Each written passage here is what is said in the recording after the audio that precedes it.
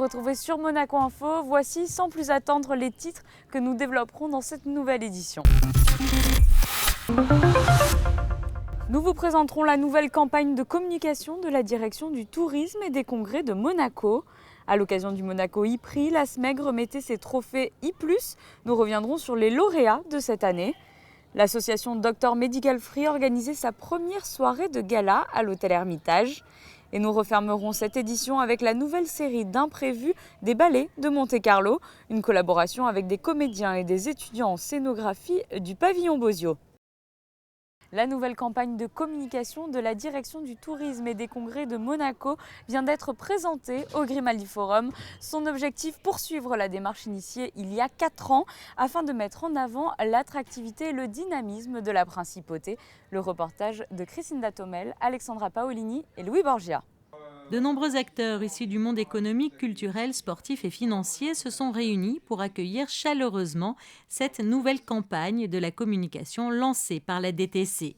Son objectif, faire évoluer la perception de la destination Monaco en continuant la mise en valeur des atouts du tourisme d'affaires et le développement de ce secteur, tout en mettant l'accent sur les 4 pôles d'excellence de la principauté. Traditionnellement, les 4 pôles d'excellence, ce sont nos marchés, c'est-à-dire la technique, la médecine, la banque et tout ce qui est green et évidemment développement durable.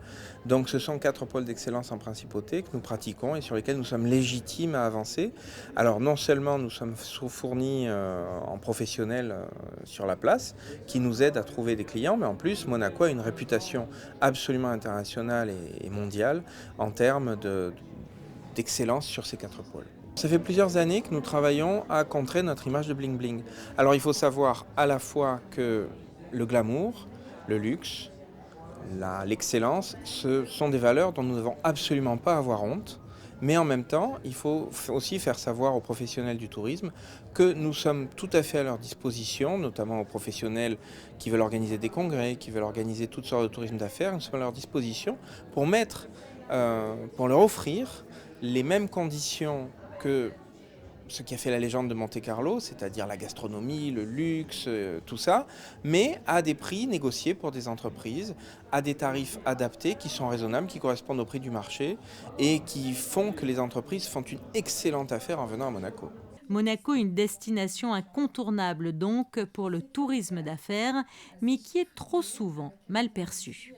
Les organisateurs sont persuadés à tort que l'image qui peut sembler bling-bling va être contre-productive pour le succès de leur congrès.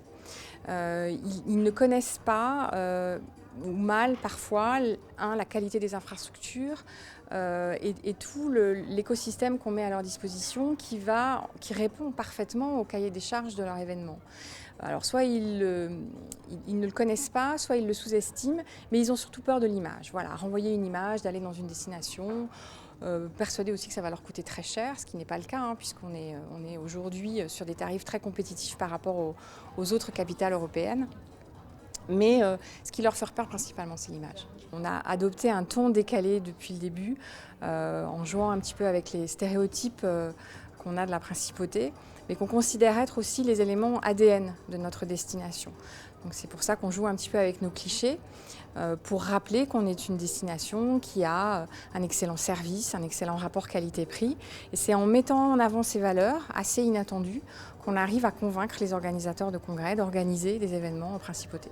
Le tourisme d'affaires en principauté se porte donc très bien. Preuve à l'appui, l'activité enregistre en 2016 une progression de près de 3% par rapport à 2015 et le Grimaldi Forum, plateforme du tourisme d'affaires, réalise quant à lui son meilleur chiffre d'affaires depuis son ouverture en 2000.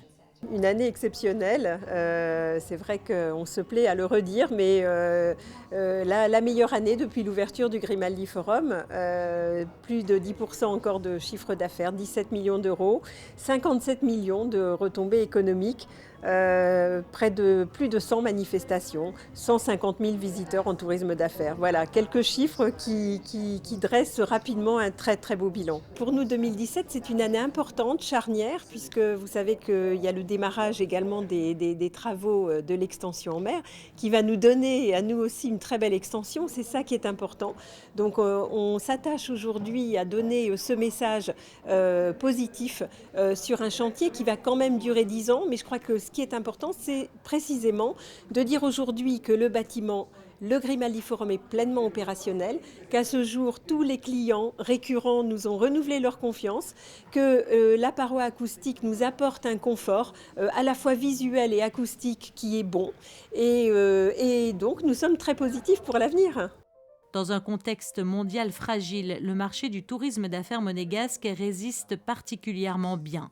Monaco continue à s'imposer auprès des plus grands acteurs du secteur grâce à ses nombreux atouts, à son dynamisme et à sa capacité à s'adapter aux mutations constantes des marchés. À noter, la nouvelle campagne de la Convention Bureau de la DTC vient d'être dévoilée aux professionnels à l'occasion du salon IMEX à Francfort. Alors que vous avez pu suivre en direct sur notre antenne le deuxième e-prix de Monaco, peu avant le départ de la course, la SMEG remettait ses trophées I+, en présence du ministre d'État. Alors quel est l'objectif de cet événement et qui sont les lauréats? Les réponses dans ce reportage d'Émilie Rousseau et Thomas Deus. Depuis plusieurs années, sous l'impulsion de son Altesse Sérénissime le Prince Albert II, le gouvernement princier mène une politique déterminée afin de respecter les engagements de la principauté dans le domaine de la protection de l'environnement. C'est dans la droite lignée du plan énergie-climat que la SMEG a mis en place le label I+. Ce label énergie positive propose des offres favorisant les énergies renouvelables en minimisant notamment l'impact négatif de la consommation d'énergie sur l'environnement. Dernièrement, la SMEG a tenu à récompenser ses clients éco-responsables en leur remettant ses trophées I+, pendant le dernier e-prix de Monaco. L'avantage du e-prix, c'est qu'on concilie innovation, technologie et respect de l'environnement. Parce que les véhicules fonctionnent avec l'électricité. Et la SMEG, c'est notre métier, l'électricité. Donc en tant qu'opérateur énergétique, on souhaite profiter de cette occasion formidable pour récompenser en fait tous nos clients, professionnels ou particuliers, qui ont décidé avec nous de jouer le jeu de la transition énergétique de Monaco. Pour cette deuxième édition, plusieurs prix ont été remis aussi bien à des particuliers qu'à des professionnels. Ainsi, l'engagement du Palais Princier, précurseur en matière d'énergie positive, du Monte Carlo Bay ou encore du Grimaldi Forum ont été salués lors de cette cérémonie. Ce prix qui récompense l'effort que fait le Grimaldi Forum en matière de transition énergétique vient en quelque sorte récompenser l'engagement depuis au moins 2008, depuis que le Grimaldi Forum a été certifié ISO 14001, qui est la marque de notre engagement dans le développement durable d'une manière générale. Voilà, depuis Monaco, on suit un petit peu les traces de nombreux acteurs de la principauté pour justement réduire l'impact de notre activité sur l'environnement. Alors ça passe notamment par des réductions de consommation électrique. Et aujourd'hui, le Grimaldi Forum se veut être un bon élève et cité. Et ça nous fait très plaisir que la SMEG nous récompense dans ce sens, dans cet effort global de la principauté en matière de transition énergétique. Engagés dans la transition énergétique, les clients de la SMEG contribuent assurément à l'objectif que s'est fixé Monaco d'ici 2020, celui d'améliorer l'efficacité énergétique de 20% et de consommer 20% d'énergie finale provenant de sources renouvelables. Retour sur la soirée de gala de l'association Dr Medical Free. De nombreuses personnalités et des artistes de la Principauté étaient présents pour cet événement au cœur de l'hôtel Hermitage. Il s'agissait de la première soirée de gala organisée par l'association qui célébrait ses 7 ans. Le reportage est signé Christine Datomel. Elle se rend dans les régions les plus reculées du Vietnam, du Cambodge et du Laos. L'association Dr Medical Free compte environ 140 médecins et infirmiers, tous bénévoles, dont la mission est de venir en aide aux personnes dans le besoin. Les gens, au fur et à mesure, ils nous connaissent notre association et nous demandent de venir aider. Et donc nous allons toujours dans les régions très loin, 350-400 km. Que les associations n'aiment pas y aller, c'est très très difficile. On passe 10 heures de bus, dormir dans le bus pour arriver le lendemain, travailler toute la journée, monter dans le bus, dormir et arriver à la maison. Après avoir quitté le Vietnam à l'âge de 9 ans pour la France et suite à un AVC en 2010 dont elle sort indemne, Yvonne Dung Solonirina décide de venir en aide aux personnes les plus démunies dans son pays d'origine et crée ainsi son association Doctor Medical Free. Quand je fais un check-up, c'est toute la population des villages. Et parmi la population, s'il y a un cas urgent à opérer, alors on fait le nécessaire pour les envoyer vers les capitaines parce que nos médecins, ce sont des médecins actifs et ils travaillent eux-mêmes dans tous les hôpitaux. Donc, dans tous les hôpitaux, nous avons nos propres médecins, mais qui ne sont pas nos propres. Mais quand nous envoyons là-bas, alors il y a notre équipe qui s'en occupe. Il y a 2 cas que je dois faire opérer urgent. Et donc, j'ai déjà fait... publié les photos sur Facebook. Il y a un enfant qui avait un visage déformé et l'autre avec le thorax déformé. Voilà. Mais moi, je fais beaucoup de choses, parce que ce que je raconte ici, même si je vais raconter, c'est très peu, vous savez. Ça ne paye pas tout ce que je dois faire et tout ce que je fais. Et donc, je paye toujours moi-même.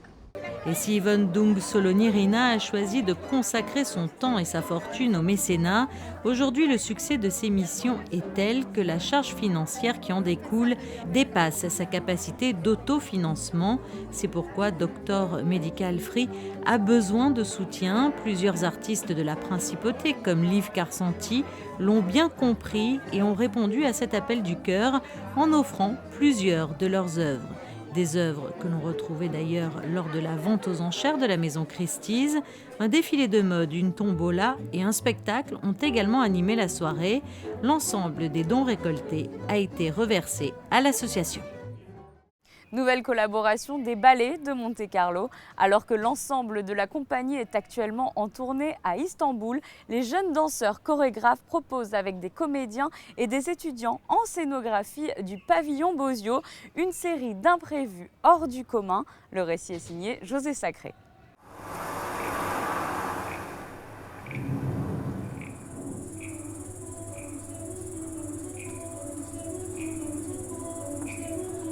C'est par un effort de reprise sur soi et de dépouillement, c'est par une tension permanente de leur liberté que les hommes peuvent créer les conditions d'existence idéales d'un monde humain. Supériorité? Infériorité? Pourquoi tout simplement ne pas essayer de toucher l'autre, de sentir l'autre, de me révéler l'autre? Mon ultime prière, ô mon corps, fais de moi toujours un homme qui s'interroge. À partir de Peau noire, masque blanc, publié en 1952 par le psychiatre et essayiste Frantz Fanon, le pavillon Bosio, l'école supérieure d'art plastique de la ville de Monaco, a eu l'idée de proposer à ses étudiants de 4e et 5e année une réflexion croisée avec les éclaireurs du Théâtre national de Nice et les ballets de Monte-Carlo, et de proposer le résultat de leur travail dans le dernier imprévu de la saison à l'atelier des ballets de Monte-Carlo. C'est un ouvrage qui traite de la ségrégation, du racisme et surtout du syndrome du colonisé, et qu'un ouvrage qui a beaucoup influencé les États-Unis et la libération des Noirs notamment, et qui a contribué aussi à la prise de conscience d'en finir avec le colonialisme, et même, je crois, un élément préfigurateur pour la guerre d'Algérie. Et donc aujourd'hui, avec l'actualité, les migrants, etc., le refus, il nous a semblé intéressant de voir comment, dans l'esprit de nos étudiants et de tous les protagonistes, cette affaire résonnait. On l'a beaucoup préparée. Et donc aujourd'hui, en traversant par d'autres textes, d'autres figures comme ça, littéraires et musicales, eh bien, on a fait une proposition, on a travaillé ensemble sur ce spectacle. Oui. 1949. Loi sur l'interdiction des mariages mixtes entre les blancs et les personnes de couleur. 1950. Loi de classification. Distinction des individus en fonction de leur race. L'État s'occupe de vous. Quant au passeport, si on les a inventés, c'est avant tout une question d'ordre. De nos jours, l'ordre est quelque chose d'absolument nécessaire. C'est une expérience humaine formidable parce que pour nous, nos étudiants, ils sont à la fois les scénographes, les costumiers, les sonorisateurs. Ils sont aux opérations de tous les côtés, évidemment encadrés par l'équipe formidable des ballets ici. Et donc, ils vont œuvrer pour travailler sur cette proposition. Les enchaîner, les couper et les laisser vides. Aimez-les, aimez vos mains, aimez-les.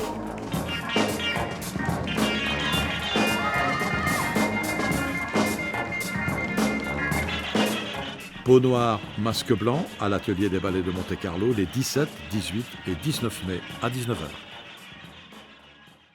Voici pour l'essentiel de l'actualité en principauté. Il est l'heure à présent de passer aux prévisions météo de ces prochains jours. Jeudi, temps agréable en avance sur le calendrier. Il fera 20 degrés au lever du jour et 23 degrés dans le reste de la journée. Vendredi, détérioration du temps, tendance orageuse dans la matinée, légère éclaircie dans l'après-midi. Samedi, soleil quelque peu voilé en cours de journée. Il fera 15 degrés le matin et 21 degrés dans l'après-midi. Dimanche, belle journée, les températures seront douces. Lundi, large soleil dans la matinée. Et finalement mardi, ciel mitigé, alternant soleil et nuages. C'est la fin de ce journal. Merci de nous avoir suivis. N'oubliez pas que vous pouvez retrouver toute l'actualité de la Principauté sur le site Monaco Channel. Je vous dis quant à moi à très bientôt sur Monaco Info.